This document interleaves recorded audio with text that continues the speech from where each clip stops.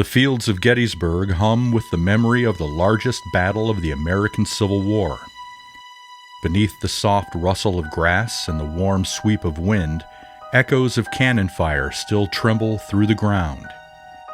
These fields, once soaked in blood, are more than relics of war.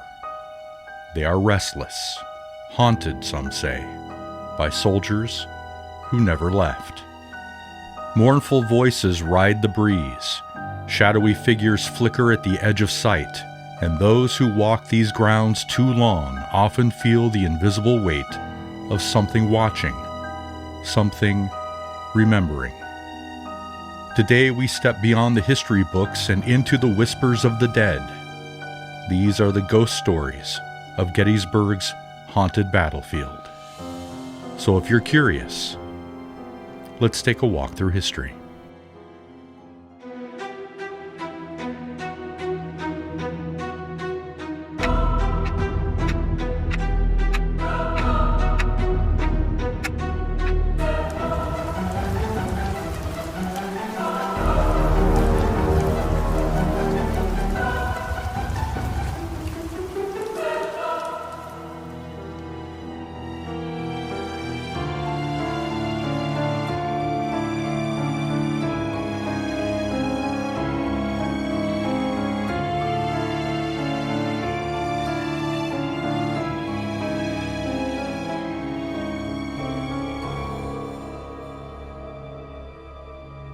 Just north of Little Round Top, where the fighting was fiercest, sits the Wikert Farm, an unassuming house with a past steeped in blood. Purchased in 1852, the 78-acre farm should have been a quiet place to raise a family. But in July of 1863, it became something far darker.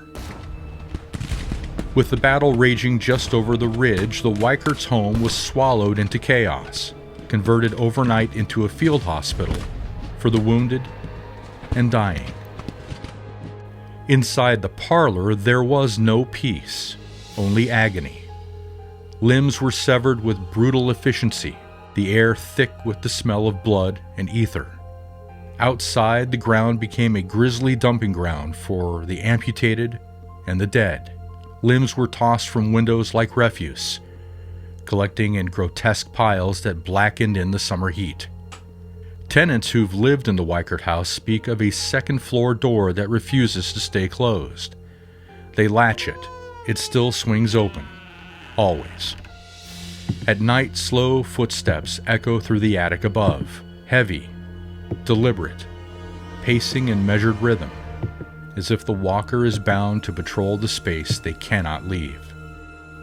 One family remembers a night when the footsteps grew closer until they reached the edge of the attic floor, directly above their bedroom. Then silence. For a moment, time held its breath.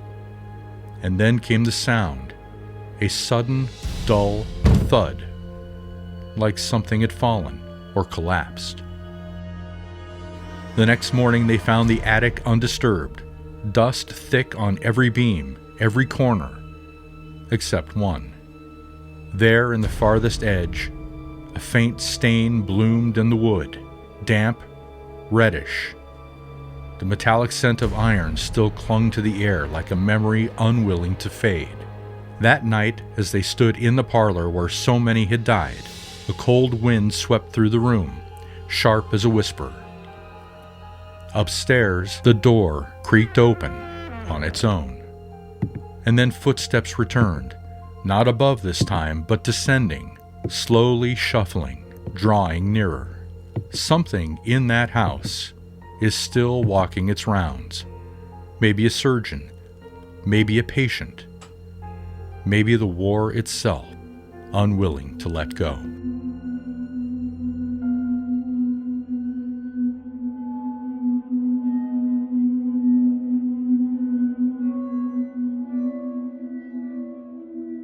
On July 2, 1863, Devil's Den earned its name in blood.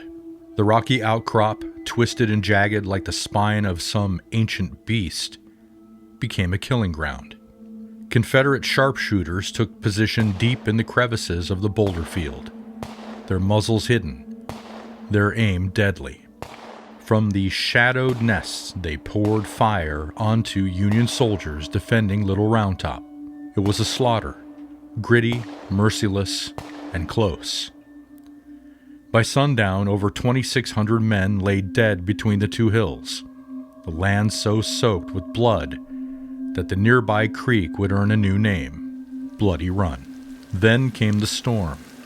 On July 4th, rain lashed the broken landscape, turning the gullies and ravines into channels of red water. Wounded men, too weak to crawl to safety, were swept away, their final cries drowned beneath nature's cruel crescendo. The rocks, the soil, the very air of Devil's Den absorbed the violence. And some say it still hasn't let go. More than 150 years later, visitors arrive expecting history. What they find is something much stranger. Cameras refuse to work.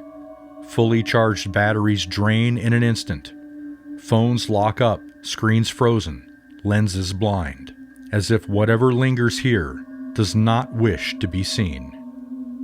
And then there's him. He appears suddenly, a barefoot man in tattered clothing, a floppy hat pulled low over sunken eyes. He's never with a group, never takes a photo, just drifts among the stones, like a man who forgot how to leave. His face is pale, his gaze vacant, as if part of him still somewhere on that battlefield, locked in a moment that never ended. If you make eye contact, he moves toward you, steady, silent. His voice is low, rough, and undeniable. What you're looking for is over there. He lifts a calloused finger and points to Plum Run, where the waters flow dark beneath the looming shadow of Little Round Top. You look just for a second, and when you turn back, he's gone. Not walking away, not vanishing into the crowd, simply gone. And then, when it hits you, the air feels colder. The light seems dimmer. Behind you, there's the unmistakable sound of stone shifting, grinding, sliding, like something stirring just out of sight. You want to turn around, you don't, because sometimes the dead are still watching.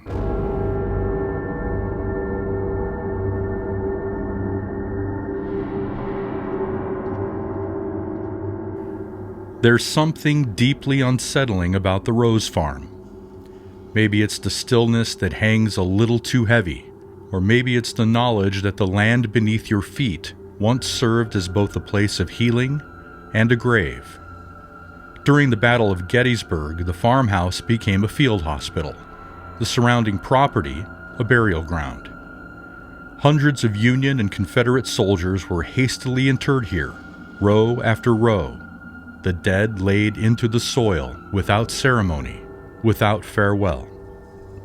Though bodies were exhumed as early as November of 1863, the process dragged on for years, and even when the soldiers were gone, something remained, a presence, a sorrow, a stain that no shovel could lift. Some say it drove one of the Rose daughters mad. She had survived the battle, endured the endless parade of coffins and open graves, and then began to speak of blood pouring from the very walls of the house. Was it grief that fractured her mind? Or had she glimpsed something the rest of us were never meant to see? The farm's legend didn't die with the century. In the 1930s, a civilian conservation corps worker tending the grounds near the old burial site noticed something strange, a soft glow rising from the earth. It pulsed like a heartbeat, dim, flickering, but alive.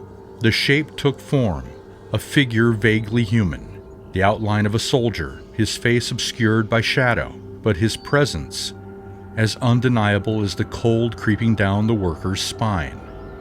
Frozen, the man could do nothing but watch as the apparition drifted closer. Then came the whispers, first a chorus, layered voices rising from the soil, Then a single voice, sharp and sorrowful, cutting through the rest.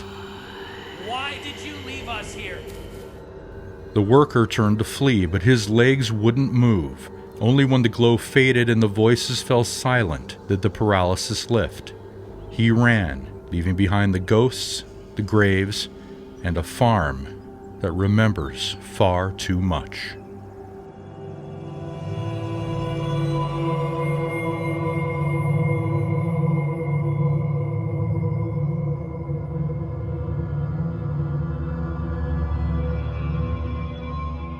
Today, Little Round Top is quiet.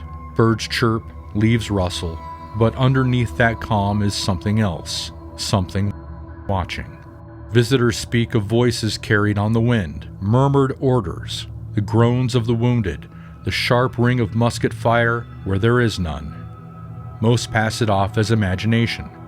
A group of tourists walking the trail were approached by a Union soldier, or so they thought. He looked the part. Gaunt, mud-caked, eyes hollow from fatigue and war. He smelled of sulfur and black powder, like he had just stepped out of the 19th century. Without a word of greeting, he pressed a handful of musket rounds into their palms and whispered urgently, "Be ready. The next assault is coming." They blinked, and he was gone. At first they laughed it off, a reenactor playing a role, maybe trying to scare them, until they looked at what he'd given them.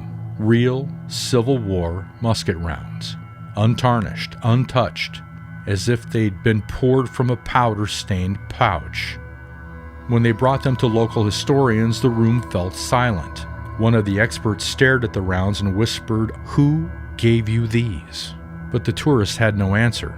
There had been no reenactment that day, no actor stationed on the trail, no man matching that description anywhere in the park. As they turned to leave, a sound drifted through the trees, the low rumble of distant cannon fire, the crack of rifles volleying through time, and just beyond the shadows near the tree line where sunlight couldn't quite reach, they saw him, still watching, waiting.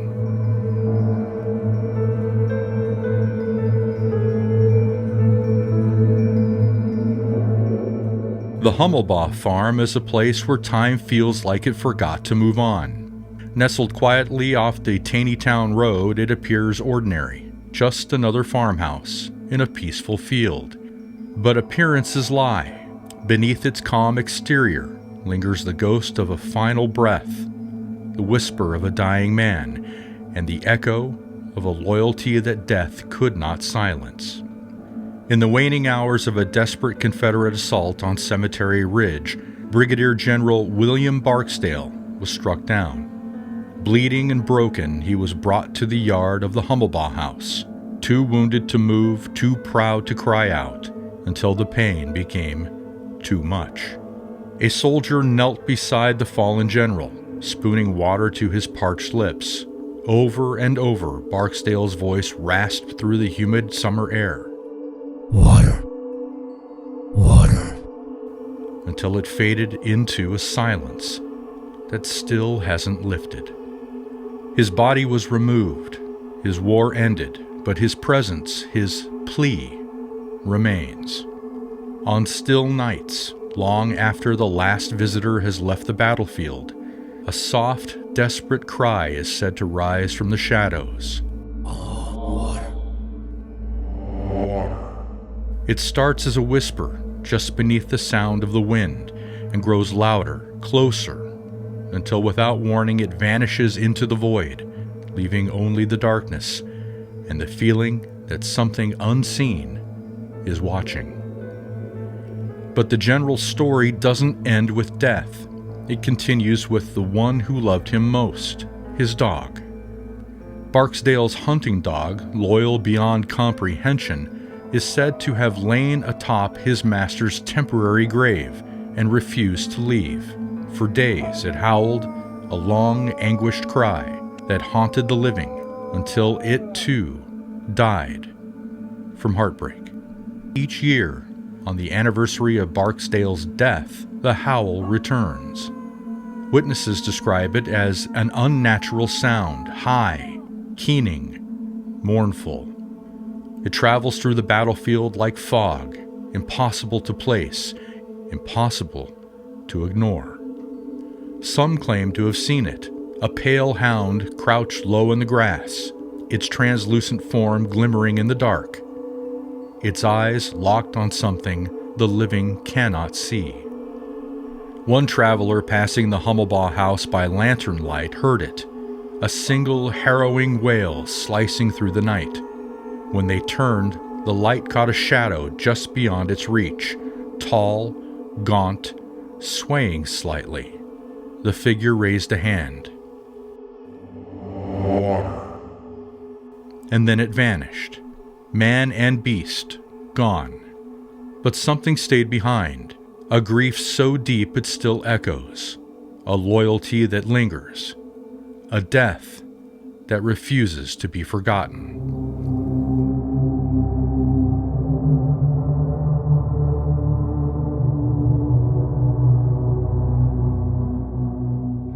By daylight, Saxs covered bridge is the very picture of rustic charm.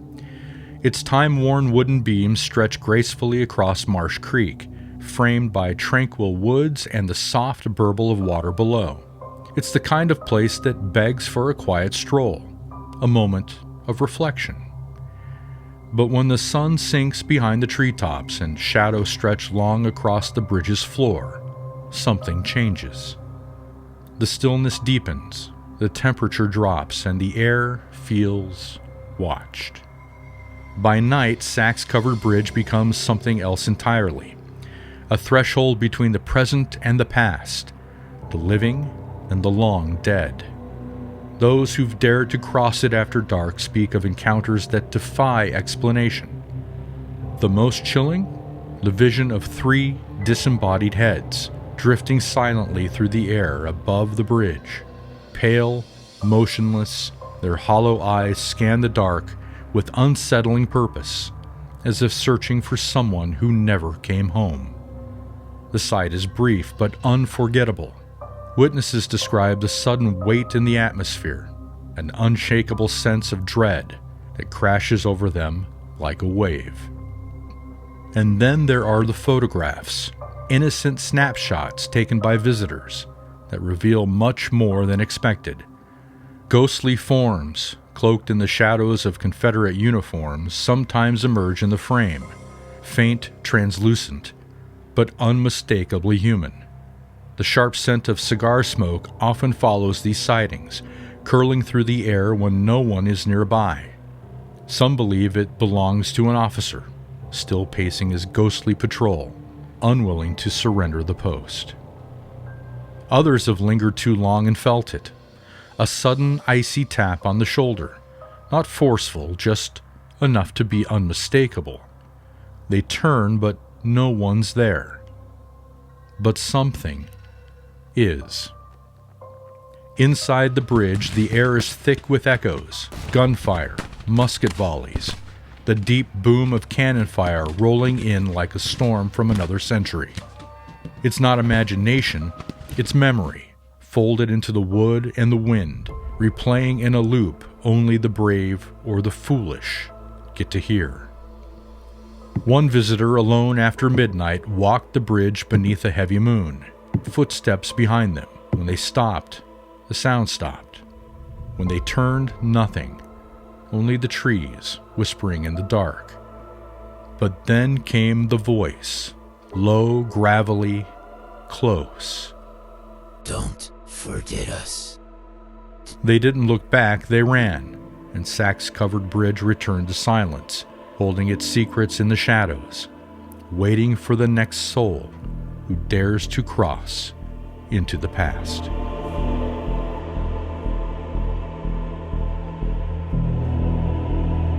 Gettysburg is more than just a battlefield, it's a place suspended between worlds. A resting ground for soldiers who never truly rested. From the blood-soaked soil of the Rose Farm to the phantom soldier of Little Round Top, the past walks beside us here, whispering, mourning, remembering. These aren't just ghost stories, they're echoes. A warning, a memory, a legacy of sacrifice too strong to be buried. So if you ever find yourself walking these quiet fields, listen carefully, watch the shadows. You might just meet someone who never left. Thank you for watching. I'll see you next time as we explore more curious history. Take care.